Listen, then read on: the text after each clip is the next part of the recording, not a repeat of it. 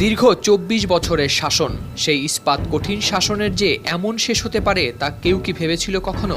আজ সকালে দামেস্কের আকাশে বিদ্রোহীদের গুলির শব্দ যেন এক নতুন ইতিহাসের সূচনা করল। আর সেই সময়ই শোনা গেল সিরিয়ার প্রেসিডেন্ট বাশার আল আসাদ ব্যক্তিগত উড়োজাহাজে চেপে দেশ ছেড়েছেন। কিন্তু তার গন্তব্য কোথায় তা এখনও রহস্যে ঘেরা। রোববার সকালে আন্তর্জাতিক সংবাদ মাধ্যমগুলো জানিয়েছে একটি ব্যক্তিগত উড়োজাহাজে করে তিনি অজানা গন্তব্যে পাড়ি জমিয়েছেন। যদিও এখনও তার অবস্থান নিশ্চিত করা যায়নি।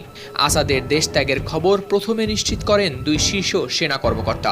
তারা জানিয়েছেন প্রেসিডেন্ট আসাদ ব্যক্তিগত বিমানে করে দামেস্ক ছেড়েছেন। Double million offer Walton fridge কিনে পেতে পারেন ২০ লক্ষ টাকা, রয়েছে কোটি কোটি টাকার নিশ্চিত উপহার। তবে তার গন্তব্য এখনও সকলের কাছেই অজানা।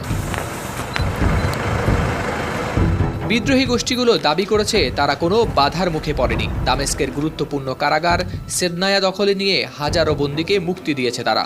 দীর্ঘদিন ধরে কারাগারটি ছিল অত্যাচার আর অবিচারের প্রতীক।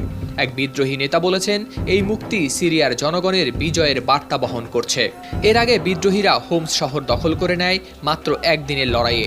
হোমস ছিল আসাদ সরকারের সামরিক যোগাযোগের অন্যতম প্রধান কেন্দ্র। এই দখলই আসাদের পতনের পথে শেষ পেরেক গেঁথে দেয়।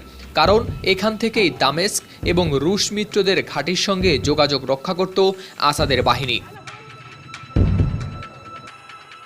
দামেস্ক শহরের রাস্তায় নেমে আসে হাজার হাজার মানুষ। নাচ গান উল্লাসে মুখরিত হয়ে ওঠে পুরো এলাকা। তাদের কণ্ঠে স্লোগান, আসাদ চলে গেছে, সিরিয়া এখন মুক্ত, সিরিয়া দীর্ঘজীবী হোক। বিদ্রোহীরা আকাশে গুলি ছুড়ে উদযাপন করে আর তরুণরা ছিঁড়ে ফেলে আসাদের পোস্টার।